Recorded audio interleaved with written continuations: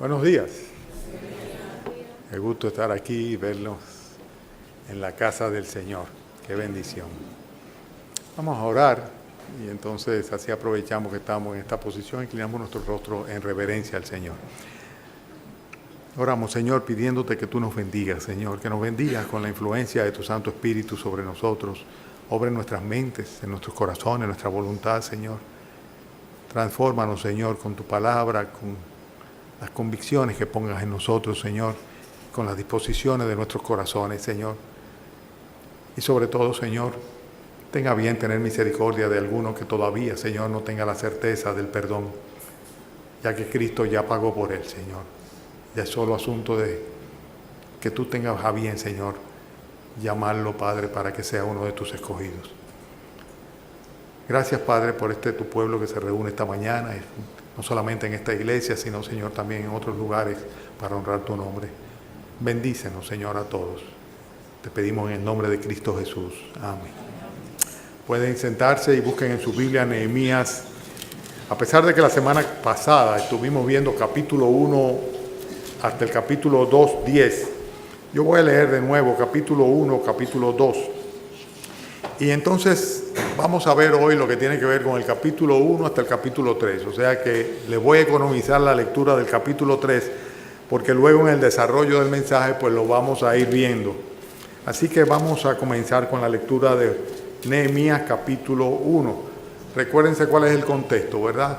O sea, había un remanente que había regresado a Jerusalén, específicamente a la ciudad de Jerusalén, con el propósito de restablecer, o por así decirlo, revivir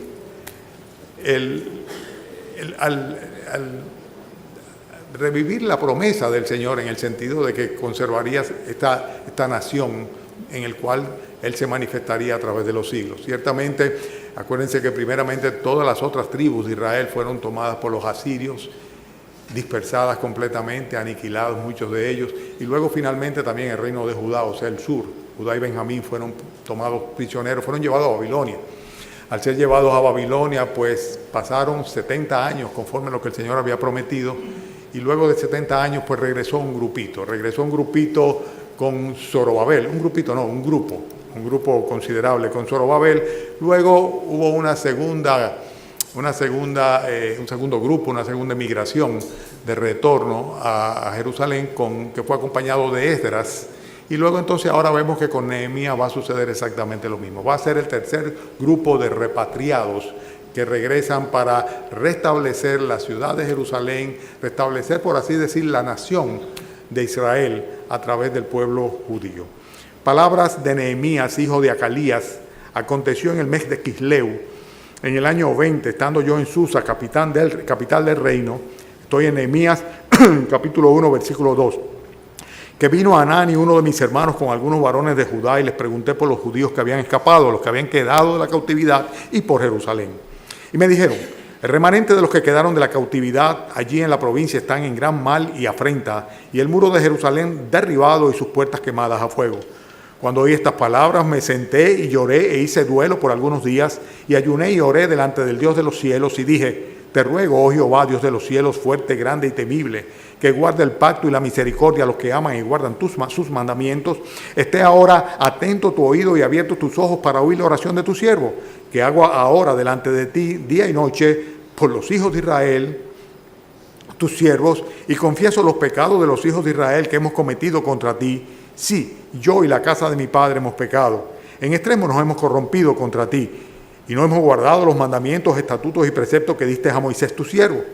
Acuérdate ahora de la palabra que diste a Moisés tu siervo, diciéndole: si vosotros pecareis, yo os dispersaré por los pueblos. Pero si os volviereis a mí y guardareis mis mandamientos y los pusiereis por obra, aunque vuestra dispersión fuere hasta el extremo de los cielos, de allí os recogeré y os traeré al lugar que escogí para hacer habitar allí mi nombre. Ellos pues son tus siervos y tu pueblo, los cuales redimiste con tu gran poder y con tu poderosa mano. Te ruego, oh Jehová, esté ahora atento tu oído a la oración de tu siervo y a la oración de tus siervos, quienes desean reverenciar tu nombre. Concede ahora buen éxito a tu siervo y dale gracia delante de aquel varón, porque yo servía de copero del rey. Sucedió en el mes de Nisán, en el año 20 del rey Artajerjes, que estando ya el vino delante de él, Tomé el vino y lo serví al rey. Y como yo no había estado antes triste en su presencia, me dijo el rey: ¿por qué está triste tu rostro? Pues no estás enfermo. No es esto sino quebranto de corazón. Entonces temí en gran manera y dije al rey: para siempre vive el rey. ¿Cómo no estará triste mi rostro cuando la ciudad, casa de los sepulcros de mis padres, está desierta y sus puertas consumidas por el fuego? Me dijo el rey: ¿qué cosa pides? Entonces oré al Dios de los cielos y dije al rey: si le place al rey y tu siervo ha hallado gracia delante de ti, envíame a Judá, a la ciudad de los sepulcros de mi padre, y la reedificaré. Entonces el rey me dijo, y la reina estaba sentada junto a él: ¿cuánto durará tu viaje y cuándo volverás?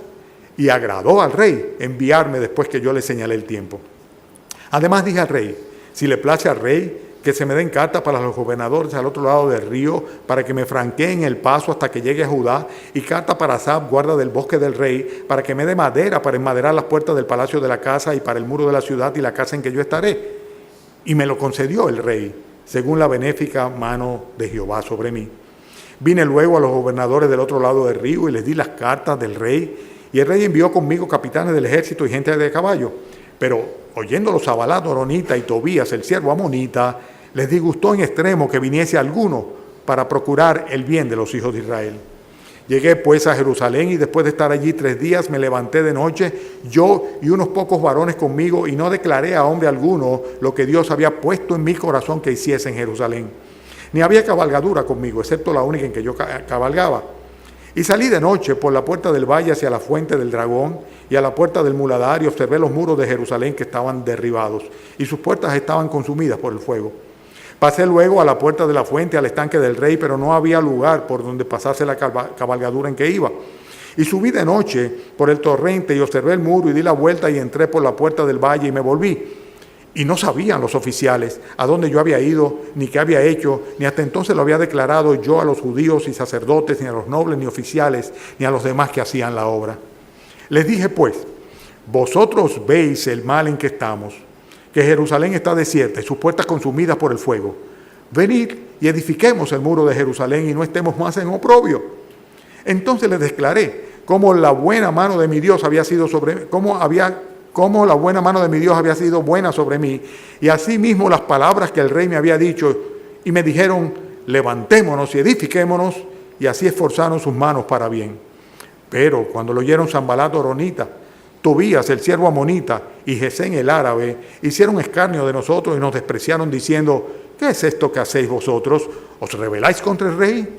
Y en respuesta les dije: el Dios de los cielos, Él nos prosperará, y nosotros sus siervos nos levantaremos y edificaremos, porque vosotros no tenéis parte ni derecho ni memoria en Jerusalén. Entonces se levantó el sumo sacerdote Eliasib con sus hermanos, los sacerdotes, y edificaron la puerta de las ovejas. Versículo 2, junto a ella edificaron los varones de Jericó. Versículo 3, los hijos de Sena edificaron la puerta del pecado. Versículo 4, junto a ellos restauró Meremot. Versículo 5, inmediato a ellos restauraron los tecoitas. Versículo 6, la puerta vieja fue restaurada por Joíada. Versículo 7, junto a ellos restauró Melanías. Versículo 8, junto a ellos restauró Uziel. Versículo 9, junto a ellos restauró también Refaías. Asimismo restauró, versículo 10, junto a ellos al frente de su casa Jedadías, etcétera, etcétera, etcétera, hasta que se acaba el capítulo 3 completo, en el cual dice ya al final, versículo 32, y entre la sala entre la sala de la esquina y la puerta de las ovejas restauraron los plateros y los comerciantes. Hermanos, ustedes van a tener la oportunidad luego de poder leer el capítulo 3 con detalle, pero vamos a referirlo viendo cómo la obra se llevó a cabo. Jerusalén estaba muy vulnerable, estaba descuidada completamente. La ciudad, ¿verdad?, en la cual Dios había puesto su nombre, donde Él había edificado su templo, el lugar donde debían ir a adorar todo su pueblo, estaba completamente, por así decirlo, en baja, deshabitada, descuidada. Había algunos que habían regresado, pero se habían ido dispersando poco a poco, se habían acostumbrado a la idea de que la ciudad era una ruina y estaba semiabandonada, a pesar de que ya habían pasado cerca de 100 años desde que regresó el primer grupo con el propósito de reconstruir el templo. El templo lo habían reconstruido ciertamente, pero la ciudad estaba completamente desprovista, abandonada, descuidada e insegura, completamente vulnerable porque no estaba definida, no tenía sus murallas que definían hasta dónde ella llegaba. Nehemías se constituiría en un tremendo líder que podría lograr aunar los esfuerzos para poder dinamizar la reconstrucción de las murallas de Jerusalén. Era muy importante porque una de las características de Jerusalén pues, era el hecho de que era una ciudad amurallada, una ciudad que quedaba en un punto alto y consecuentemente era una ciudad fortín o una ciudad fortaleza, una ciudad que debía ser una ciudad segura y resguardada también en términos físicos. Pero es interesante el hecho de que cuando vemos los capítulos que van desde el primero hasta el 3, y no solamente en estos capítulos, sino a lo largo de todo el libro, pero particularmente en estos 3 capítulos, podemos ver, y enfatizo más inclusive los 2 primeros, lo que ya leí, podemos ver una serie de rasgos personales, característicos de Nehemías, que fueron los que hicieron que él pudiera echar para adelante los trabajos de reconstrucción de la muralla de la ciudad. En otras palabras, los trabajos de reconstrucción de la ciudad, que fue lo que él se propuso en su corazón. Y Nehemías es un excelente referente si es que nosotros queremos ciertamente tener alguna guía para saber cómo nosotros debemos edificar nuestras vidas, cómo debemos edificar nuestra familia, cómo debemos edificar nuestra iglesia, ¿verdad?, en la cual estamos, y más que edificar, sobre edificar, porque el fundamento siempre es el mismo. El fundamento es nuestro Señor Jesucristo. La Biblia dice que nadie puede poner otro fundamento que el que está puesto, que es nuestro Señor Jesucristo. Para tú ser parte de la iglesia tienes que haber confiado en Él, haberte convertido a Él, haber entregado tu corazón a Él. Mientras tanto no eres parte del pueblo de Dios. Pero una vez que tú tienes este fundamento, dice que cada uno de nosotros tiene la responsabilidad de ver cómo sobreedifica y escoger los materiales precisos para hacer una edificación correcta de su vida, de su iglesia, de su ministerio personal, en fin, de todo lo que realmente Dios te está esperando y para lo cual Él lo ha salvado. Entonces vemos en Nehemías una persona que logró que pudieran echar para adelante. Y por eso yo he titulado este mensaje de esta mañana, pa' echar para adelante, utilizando términos muy dominicanos, pa' echar para adelante. Y para echar para adelante nosotros nada más tenemos que ver qué fue lo que hizo Nehemías. Y viendo lo que hizo Nehemías, nosotros posiblemente vamos a poder apropiarnos de su propia experiencia, la cual hemos leído de una manera sucinta y muy rápida ahora al introducir el texto de hoy. La primera cosa que nosotros tenemos que tener presente es decir, de verdad, si de verdad queremos echar para adelante como iglesia, queremos echar para adelante como pueblo de Dios, si queremos realmente edificar la iglesia de nuestro Señor Jesucristo, lo primero que tenemos nosotros que hacer es informarnos de cuáles son las necesidades que tiene la obra del Señor y cuál es su situación real. O sea, en Nehemías vemos nosotros en los primeros versículos, versículo 2, que él se enteró de que había llegado con un hermano de él, una gente que venían de allá de Jerusalén, e inmediatamente se informó. Dice, versículo 2, le pregunté a los judíos por los judíos que habían escapado, etcétera, etcétera. O sea, Nehemías se interesó, se informó de lo que estaba sucediendo. Y al informarse, pues él pudo darse cuenta de cuáles eran las necesidades que habían en Jerusalén. Y de esta manera, él pudo involucrarse en ello. El punto está en el hecho de que muchos de ustedes saben por qué no hacen nada en la obra del Señor, porque ni siquiera saben lo que se necesita en la obra del Señor, porque no se informan. Hermano Temi siempre dice, yo no sé para qué se hacen los boletines, perdóname hermano, yo no sé para qué imprimen los boletines, porque inclusive ni siquiera lo usan. La gente no se lleva de los boletines, ni los pide, ¿verdad? Y es cierto, o sea, muchas veces se pone un paquete de boletines allá en la esquina y se pasa el mes completo. Y muchos de ustedes ni siquiera llegan a tiempo para los avisos. Y muchos de ustedes no están al tanto, ustedes no saben cuál es el palpitar de la iglesia de las cuales ustedes son parte fundamental. Porque la iglesia somos cada uno de nosotros. No hay uno solo que no sea parte de esta iglesia local y de la iglesia universal de nuestro Señor Jesucristo. Nehemías lo primero que hizo para poder realmente llevar a cabo una labor eficaz fue informarse de cuál es la situación. O sea, cómo están las cosas, cómo están aquellos. Y dice, él le preguntó, en el versículo 3 dice que me dijeron, el remanente de los que quedaron en la cautividad allí en la provincia, están en gran mal y afrenta, y el muro de Jerusalén derribado y sus puertas quemada por fuego. Se enteró de lo que estaban pasando, de lo que estaban sufriendo, de la situación en que estaban no solamente la ciudad, sino también sus habitantes. La segunda cosa, y yo voy a ir rápido porque son muchas las enseñanzas, muchas las aplicaciones, la segunda cosa que tenemos que tomar en cuenta como Nehemías, si queremos realmente echar para adelante en esta congregación, y con nuestro ministerio también, cada uno de nosotros, es el hecho de que como parte del pueblo de Dios tenemos que identificarnos con las necesidades y las circunstancias por las que esté pasando la congregación o el pueblo del Señor. O sea, no es solamente tú averiguar, saber, estar al tanto, palpitar, ¿verdad?, al ritmo del corazón de la congregación, sino también, una vez tú estás informado, identifícate. O sea, tú eres parte de la congregación, tú no estás de más.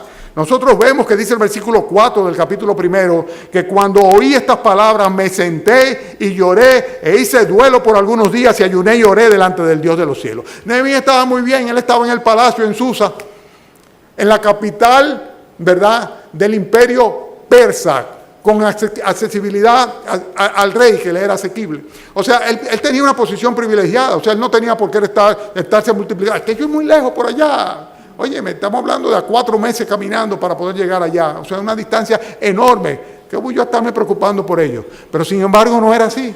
Él sabía que él era parte del pueblo judío, que era parte de su pueblo, parte del pueblo que Dios había escogido. Y él se identificó, una vez fue informado, con las necesidades y las circunstancias por las cuales estaba pasando la congregación.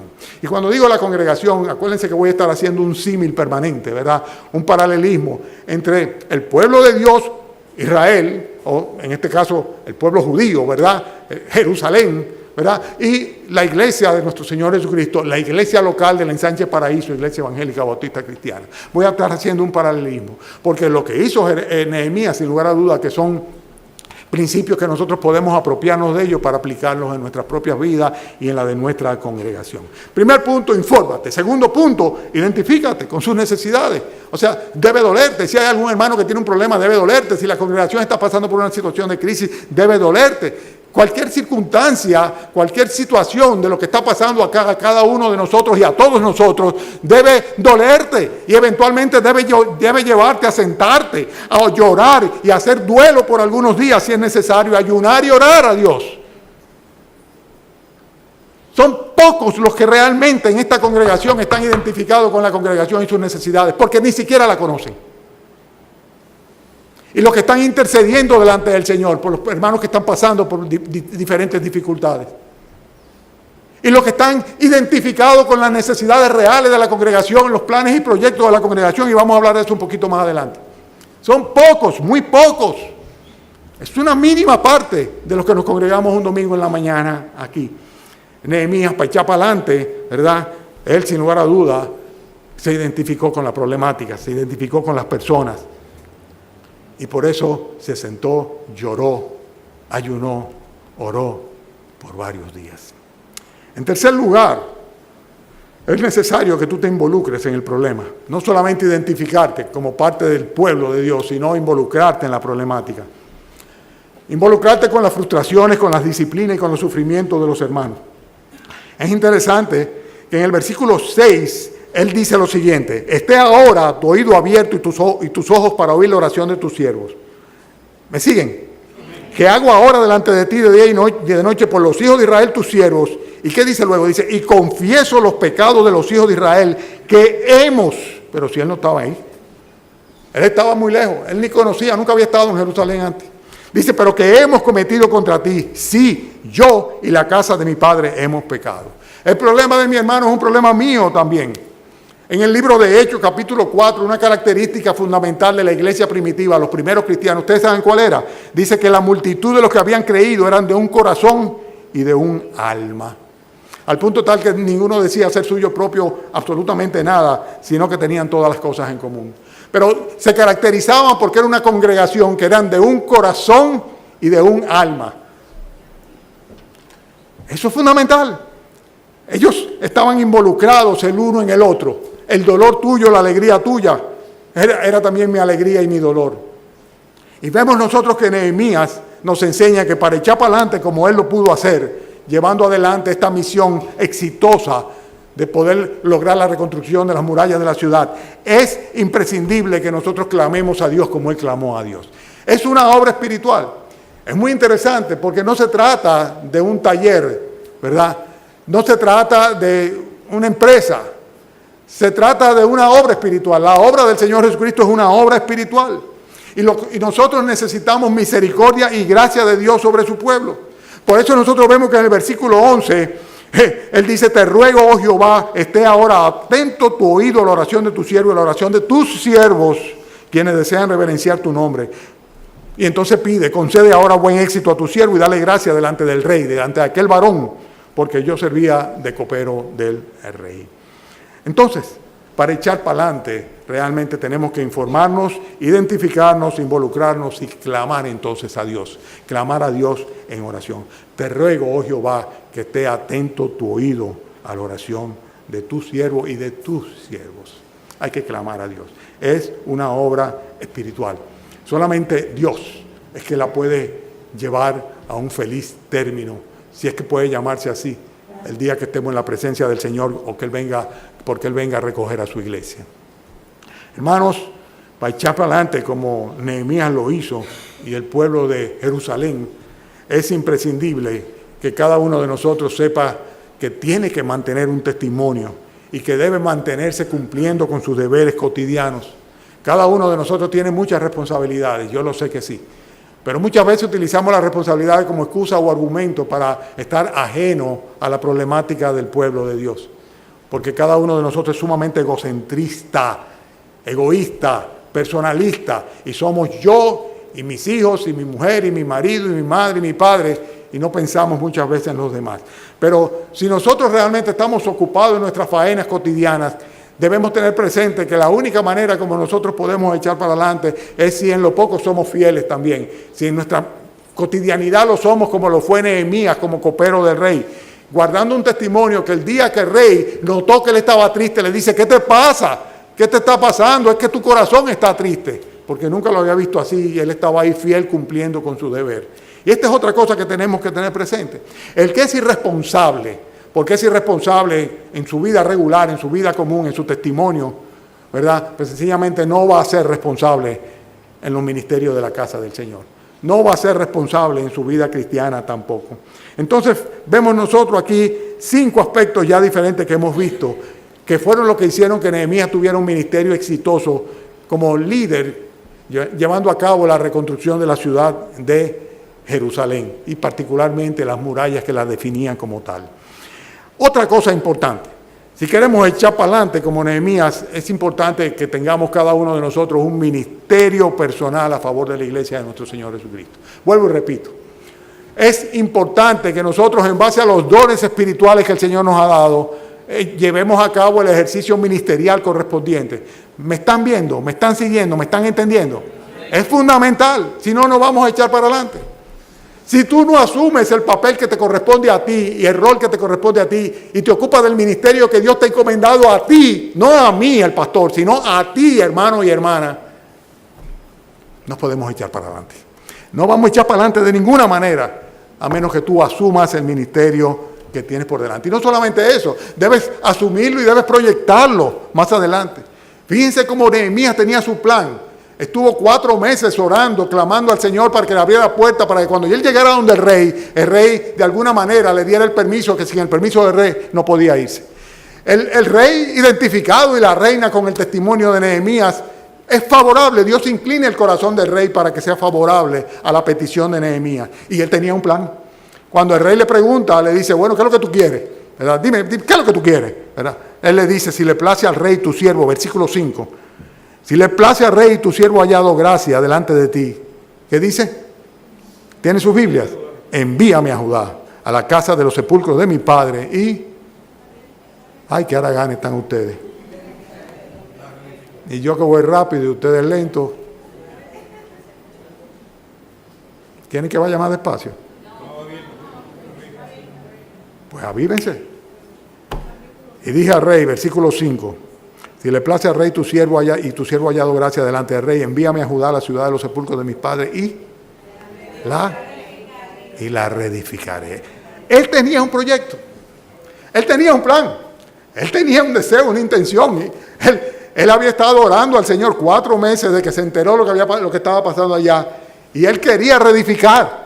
Él quería reedificar a Jerusalén. Por lo tanto, cuando vino la oportunidad de que el rey le preguntara, dije, ¿qué es lo que tú pides? Él sabía lo que tenía que pedir. Muchas veces nosotros no sabemos absolutamente, no tenemos la más remota idea de qué es lo que queremos. O sea que no solamente es el hecho de que tenemos que tener un ministerio para llevar a cabo, sino que tenemos que proyectar ese ministerio. Tenemos que proyectarlo. Es penoso cuando nosotros nos reunimos en la reunión de encargados de ministerio y los encargados de ministerio no tienen ningún plan, no tienen ninguna propuesta. No hay nada proyectado, no hay absolutamente ningún proyecto en el ministerio por delante. Es triste, pero sucede. Vamos a hablar claro, sucede. Y tú en lo personal, tú tienes una responsabilidad, tú tienes un ministerio, cual que seas, quien quiera que seas tú, mi hermano, mi hermana. Yo entiendo que el Señor tiene que haberte dado capacidades, talentos y alguna carga para que tú asumas una responsabilidad sobre la situación de la iglesia del Señor, del pueblo de Dios. Inmediatamente le dice, envíame a Judá, a la ciudad de los sepulcros de mi padre, y yo la reedificaré. Si queremos echar para adelante, es importante que nosotros esperemos tener el aval del Señor. La respuesta divina la estuvo esperando él durante 4 meses, y el Señor refrendó el anhelo de su corazón. Y fíjense que dice que el versículo 6 dice que entonces me dijo el rey, dice, ¿cuánto durará tu viaje y cuándo volverás? Y agradó al rey enviarme después que yo le señalé el tiempo. Tengo un proyecto, órale al Señor y observa la manera como Dios abre puertas en el momento que la abra. Espera la respuesta del Señor. Ahí estaba el Señor abriendo las puertas de par en par, con el testimonio y el aval de la reina al lado. Estaba diciéndole sencillamente, vete, haz lo que tienes que hacer, echa para adelante. Si nosotros queremos echar para adelante como Nehemías, tenemos que pensar en las necesidades por adelantado. Fíjense que de inmediato él había pensado en eso y le dice al rey, versículo 7, si le place al rey que se me den cartas para los gobernadores al otro lado del río para que me franqueen el paso hasta que llegue a Judá. Y no solamente eso, sino que en el versículo 8, ¿están conmigo? Dice, pidió también una carta para Asaf, el guarda del bosque, para tener la madera, porque en Jerusalén no había la madera que se necesitaba para hacer el trabajo. O sea, él planificó, pensó en las necesidades por adelantado, y cuando Dios abrió la puerta, cuando Dios dijo, ok, te puedes ir, él dijo, bueno, yo voy a necesitar esto y esto. Eso es una persona que tiene su corazón en su ministerio, en su propósito, en su misión. Y que así como tú en tu vida familiar o en tu negocio, en tu trabajo, planificas y proyectas, pues también él estaba haciéndolo. Estaba pensando en las necesidades por adelantado. Y en el versículo 8 al final dice, y me lo concedió el rey. ¿Qué dice? Según la benéfica mano de mi Dios sobre mí. Él había orado al Señor y el Señor era quien abría las puertas, quien sencillamente allanaba el camino, quien proveía a él conforme a las necesidades que previamente él había planteado al Señor. Y consecuentemente ahí estaba lo que se necesitaba para que él emprendiese el viaje y con esto comenzara el trabajo de reconstrucción de la ciudad de Jerusalén, de las murallas de Jerusalén. Hermanos, es importante que nosotros planifiquemos en nuestro ministerio, tengamos propósitos, intenciones, y que pensemos, planeemos por adelantado las cosas que vamos a necesitar para llevarla a cabo. Tenemos que hacerlo, porque si no, no vamos a ser de ninguna manera eficaces y no vamos a poder echar para adelante como echó Nehemías con toda la ciudad de Jerusalén.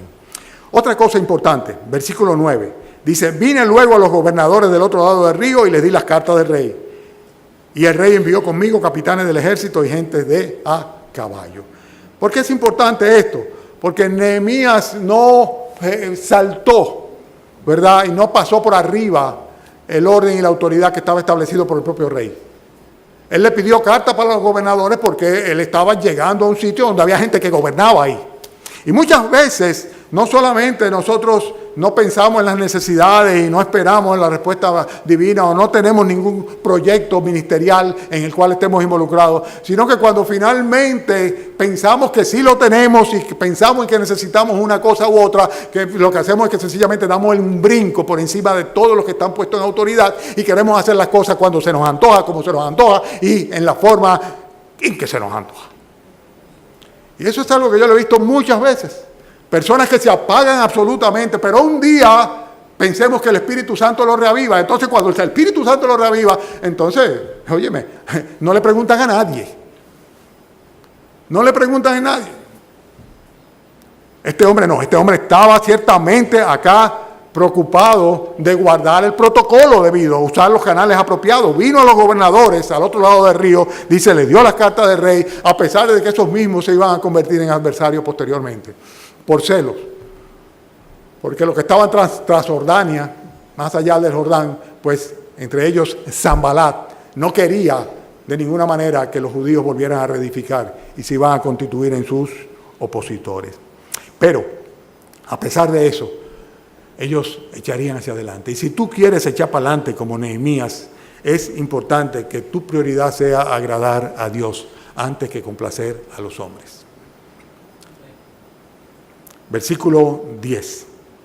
Oyéndolo Sanbalat horonita, Tobías el siervo amonita, les disgustó en extremo que viniese alguno para procurar el bien de los hijos de Israel.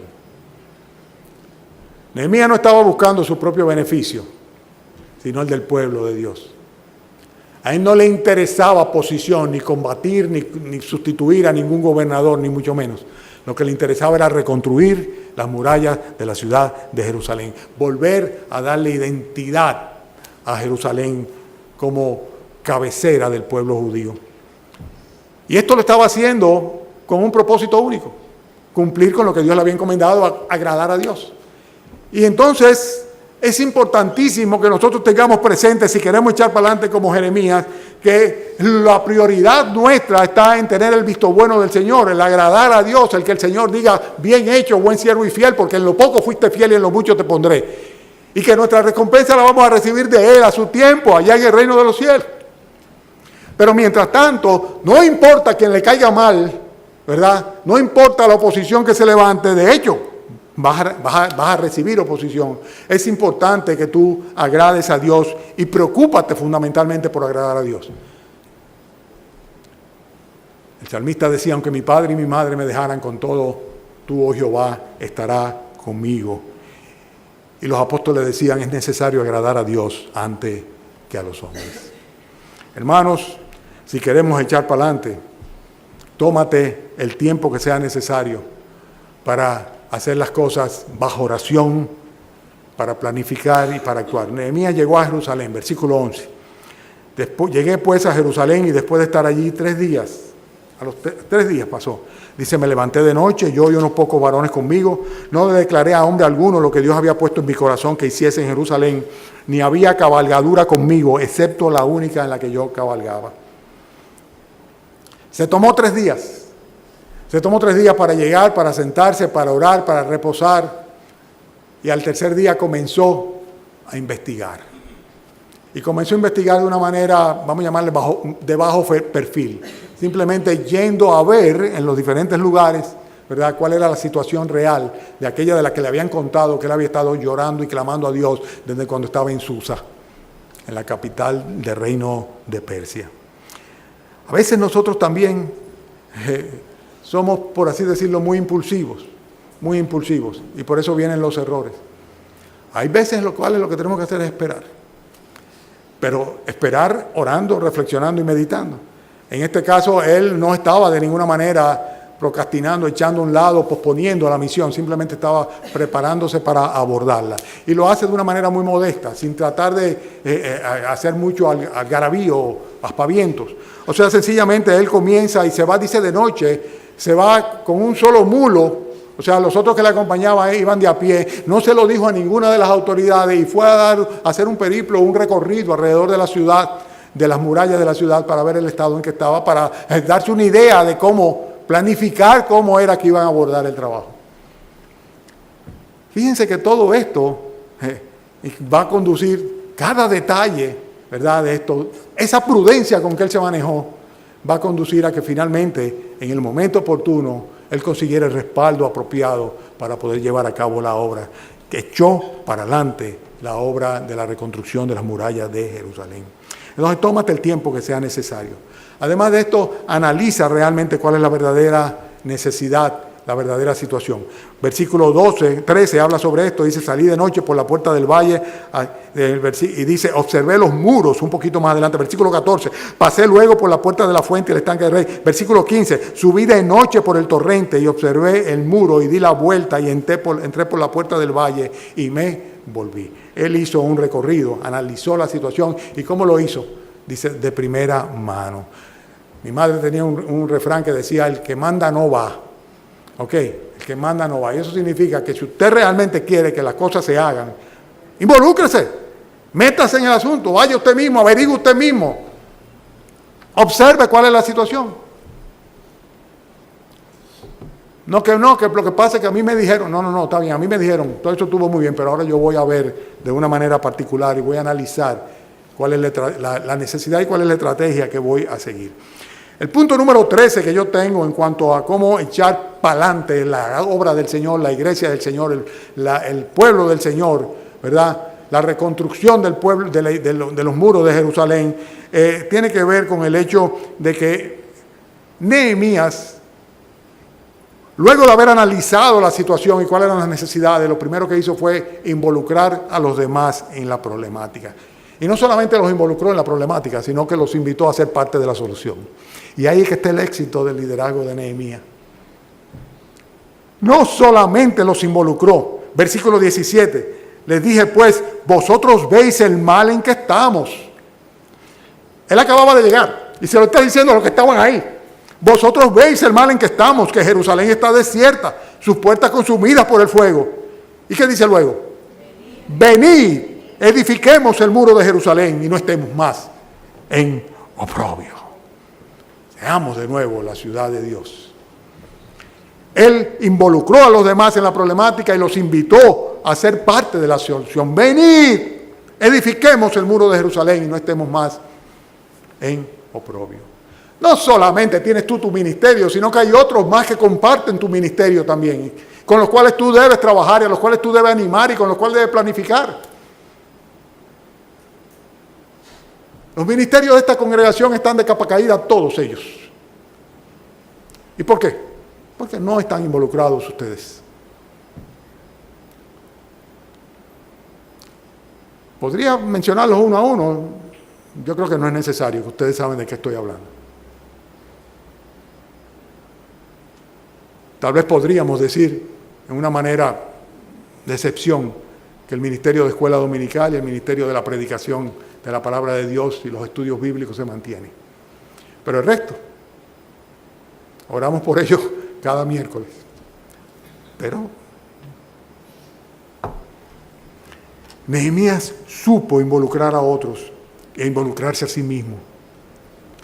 Y él pudo animar a los otros. Vamos arriba.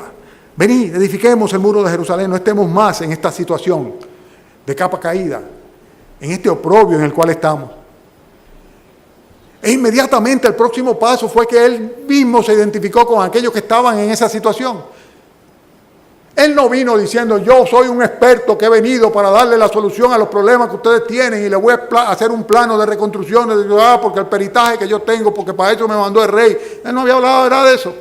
Hasta ese momento él no había hablado absolutamente de cuáles eran sus credenciales.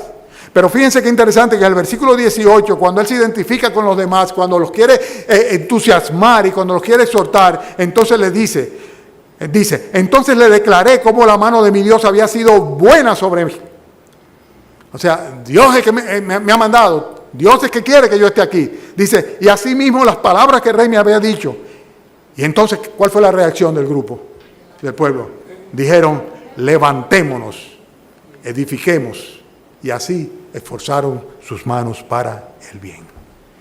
Amén, amén. Se identificó con los demás, les testificó, los entusiasmó y los exhortó. Y la respuesta fue, levantémonos, edifiquemos, y así esforzaron sus manos para bien. 4 puntos más y concluyo. Versículo 19. Pero cuando lo oyeron Sanballat Horonita, Tobías el siervo amonita y Gesén el árabe, aparece un tercer personaje, Gesén el árabe. Sabemos que Sanballat era gobernador de la parte de Samaria.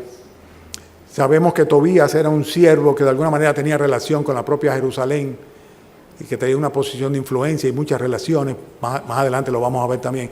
Y Gesén era un jeque árabe poderoso del sur de la tierra, al sur de Judá, y una persona que seguramente tenía fuertes influencias.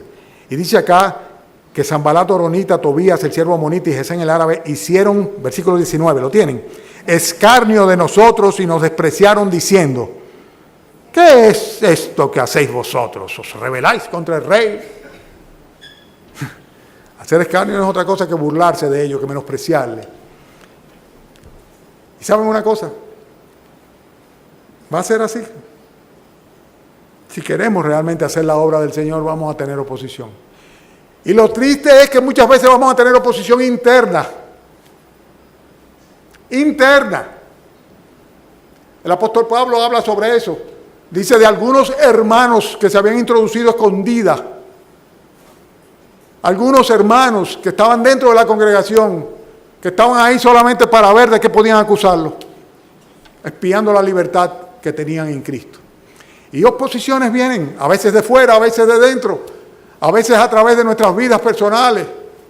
La oposición viene, en este caso muy particular, se pararon 3 líderes a oponerse a la construcción y a acusar con calumnias y con menosprecio y con burlas a aquellos que estaban consagrados. ¿Sabes una cosa? Si tú quieres ser usado por el Señor, tienes que estar dispuesto a sufrir eso. Ay de los hombres cuando hablen bien de vosotros, dice el Señor Jesucristo.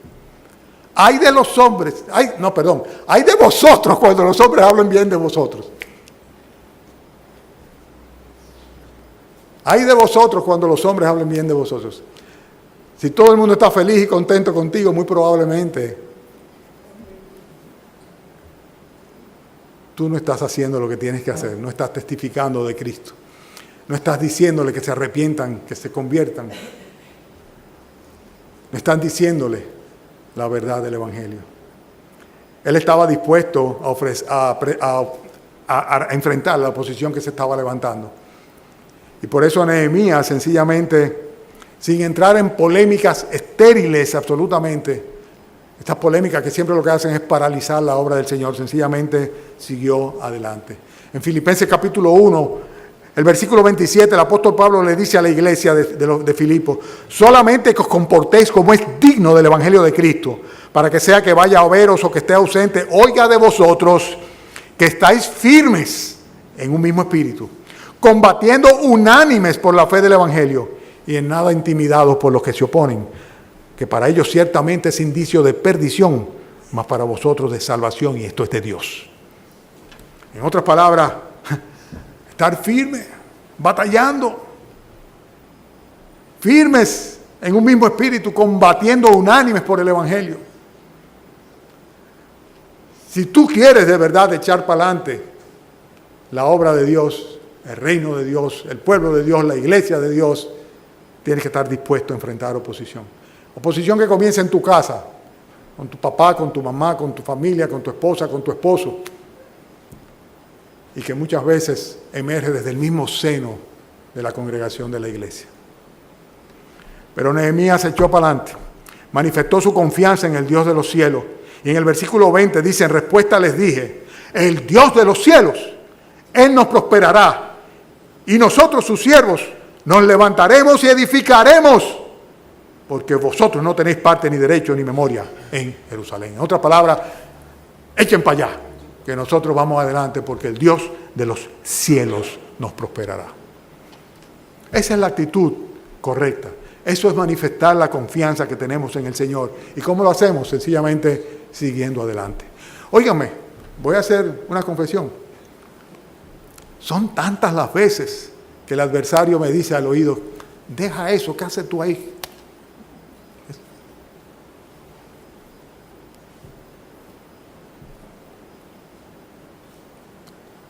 Imagínense la cantidad de veces en tantos años. Eso no es lo tuyo. Ustedes tienen un pastor que nunca fue a un seminario bíblico, que nunca se formó ni anheló obispado. Es todo lo contrario, todo mi esfuerzo y mi preparación en el ámbito secular, profesional. Pero les voy a decir una cosa.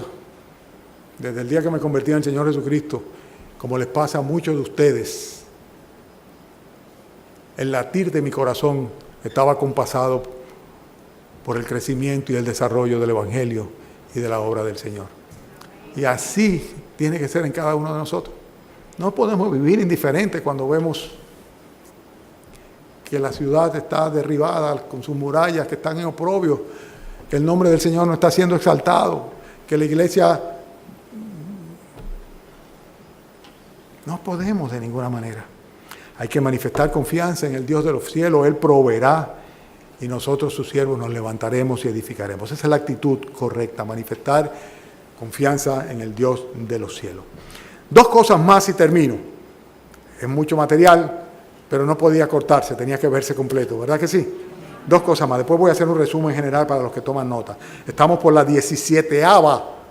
El 17º, vamos a llamarle principio, que podemos extraer del liderazgo de Nehemías a fin de que él echara para adelante la obra de reconstrucción de la muralla de Jerusalén, de la ciudad de Dios.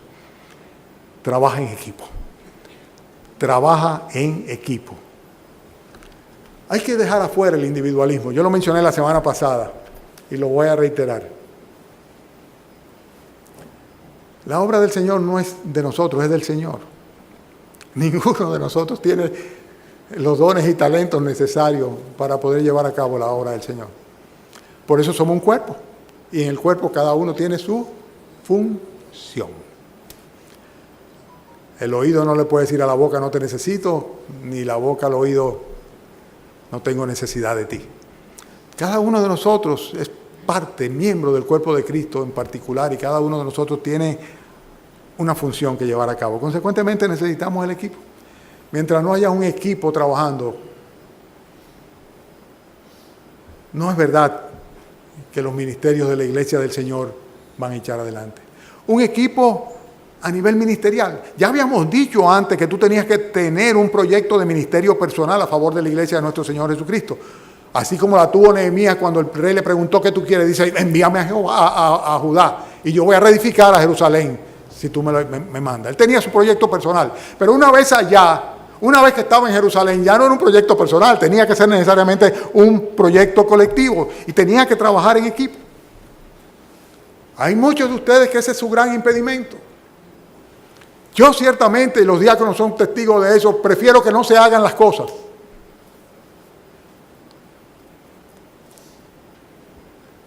Prefiero que no se hagan. Si no hay alguien que se va a ocupar con un equipo que le responda, sencillamente que no se hagan. Porque lo primero que el Señor va a poner es las personas capaces, dotadas, para que lleven a cabo este ministerio. Ahora tenemos por delante un reto enorme, el mismo que teníamos el año pasado y el anterior.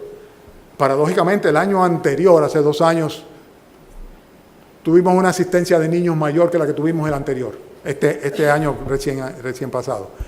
Y ahora tenemos los recursos, tenemos el material para hacer una escuela bíblica de verano exitosa. ¿Qué hace falta? El trabajo en equipo. Para poder llegar con el Evangelio a muchos niños y a través de los niños a los padres de los niños.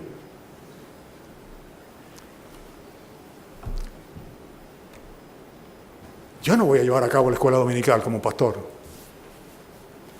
Lo más que yo hago es ir a visitar y ver y decir, qué bonito, ay, qué lindo. Es el pueblo, la iglesia, los hermanos, las hermanas, cada uno. Yo no puedo llevar a los niños. Si yo me ocupo de eso, entonces no voy a estar aquí en el púlpito.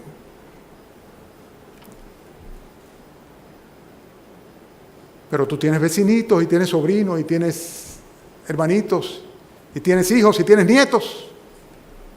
Y ellos tienen a su vez amiguitos, compañeros de colegio que no conocen el Evangelio.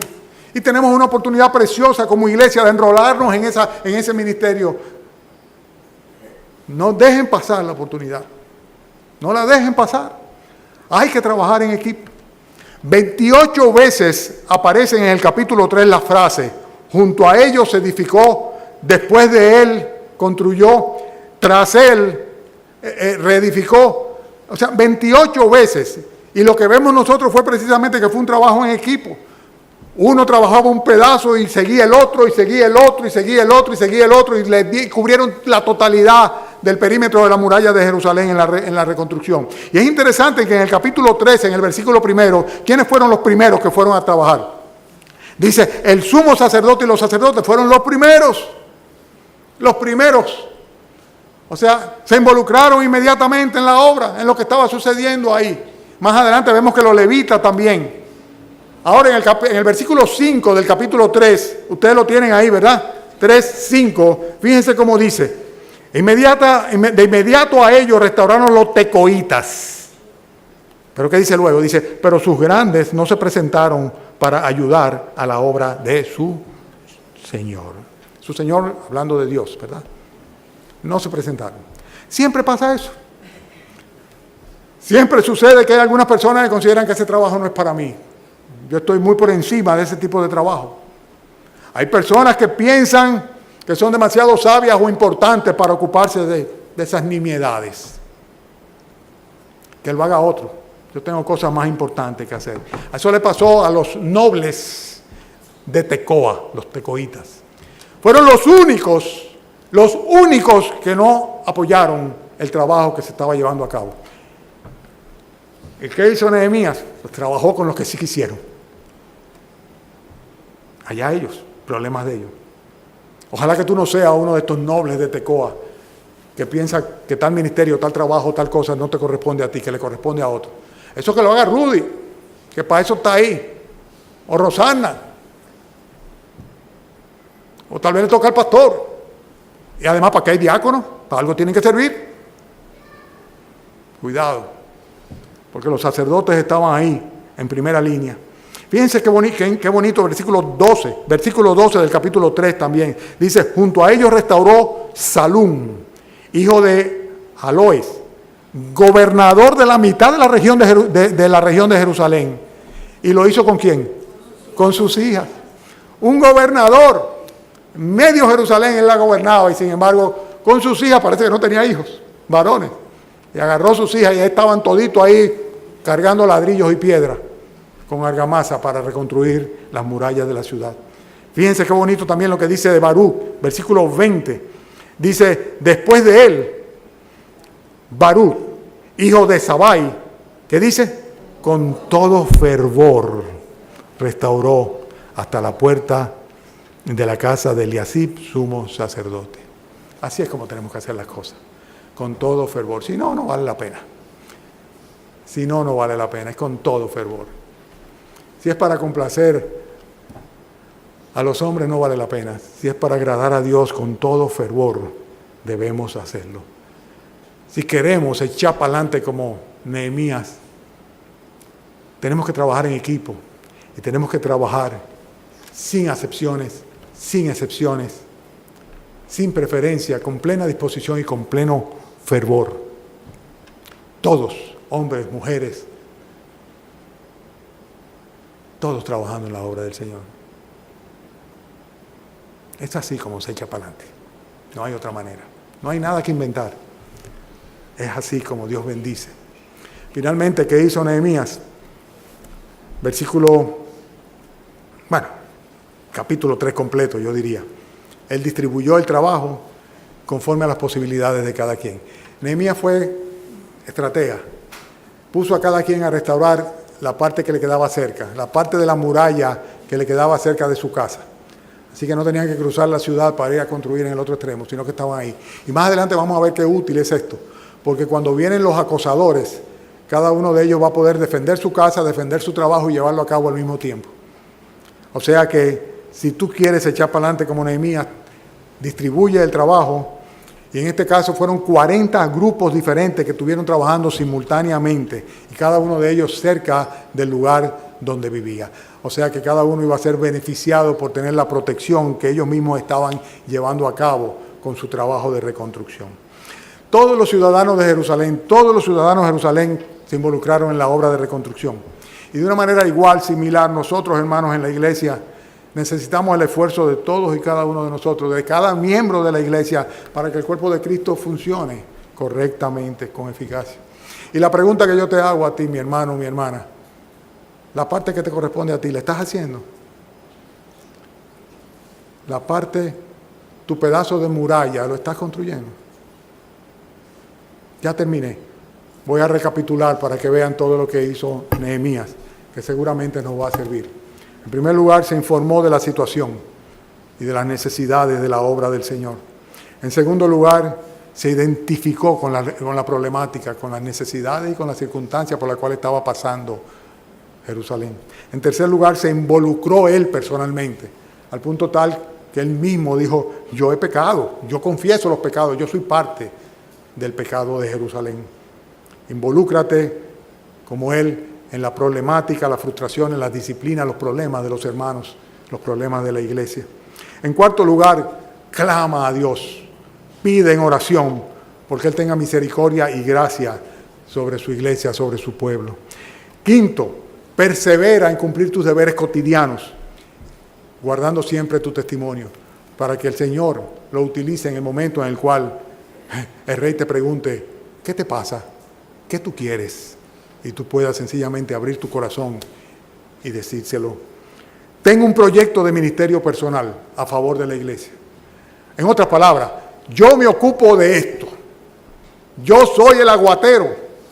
Habían aguateros en el templo, ustedes sabían.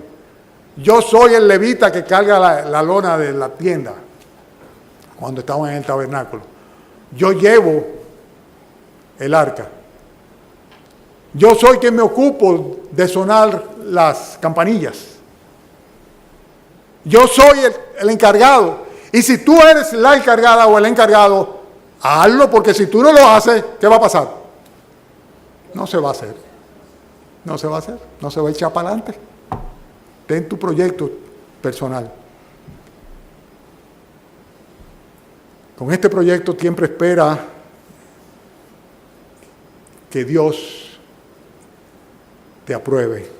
Él es quien puede refrendar tu propósito y tu deseo.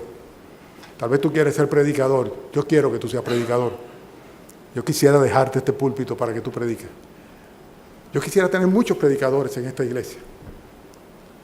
Siempre ha sido una meta fundamental mía, preparar predicadores.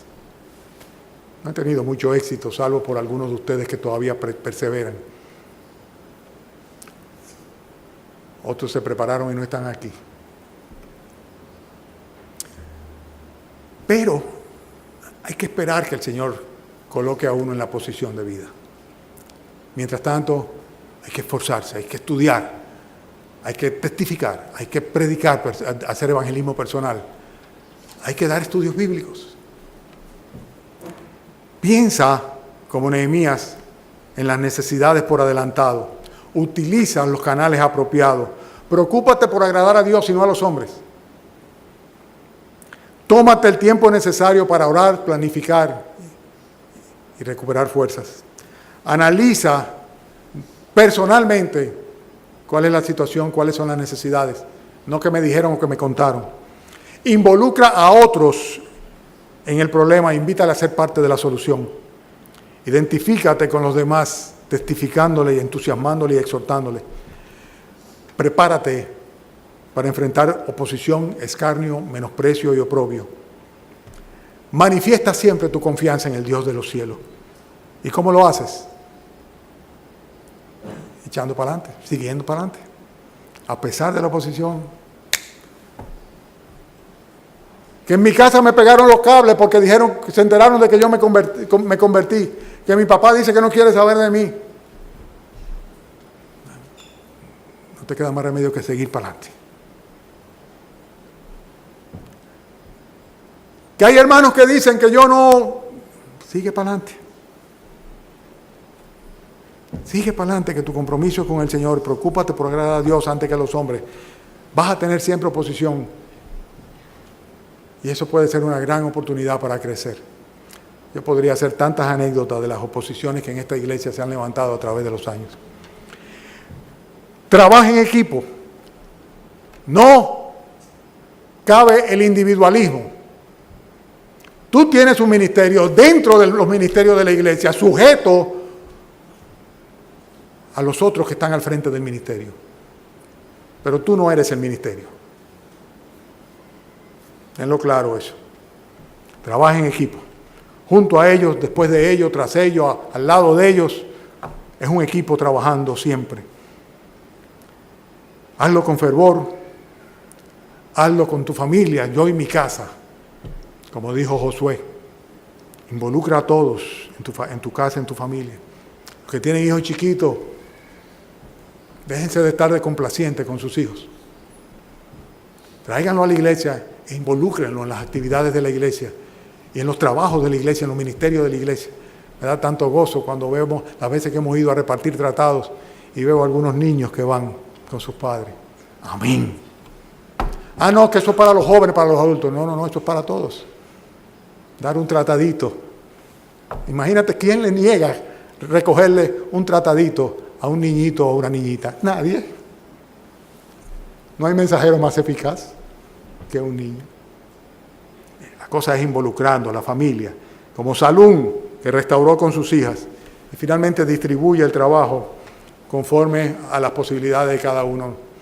No estés cargando a los demás con cargas que tú mismo no eres capaz de llevar, porque eso es farisaico completamente. Amén. La pregunta vuelve a ser la misma.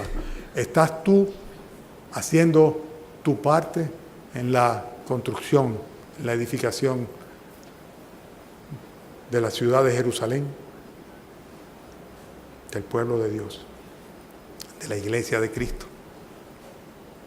Oramos. Señor, gracias por el ejemplo de Nehemías. Ayúdame a mí, Señor, a no olvidar cada detalle de lo que esta mañana tú me has revelado, me has enseñado, Señor, en estos versículos, Señor. Oh Padre, yo mismo seguramente carezco, Señor, de diligencia en algunos de ellos, Señor. Es posible, Señor, que me deba ver en un espejo en cuanto a mi actitud. Si es así, Señor, te pido, Padre, que me lo hagas ver, Señor. Bendice tu iglesia, Señor. Bendice a los que están, Señor, animados y deseosos de servir y que están dispuestos al sacrificio, Señor. Y a los que no, Señor, también bendíceles, Padre, dándole una doble porción, Señor, de tu gracia, de tu misericordia, a fin de que tu Santo Espíritu, Señor, los anime, Padre, para que puedan decir juntamente con nosotros: el Dios de los cielos está con nosotros, así que nos levantaremos y edificaremos la iglesia evangélica, bautista, cristiana del Ensanche Paraíso. Te pedimos en el nombre del Señor Jesús que nos despida con tu bendición. Amén.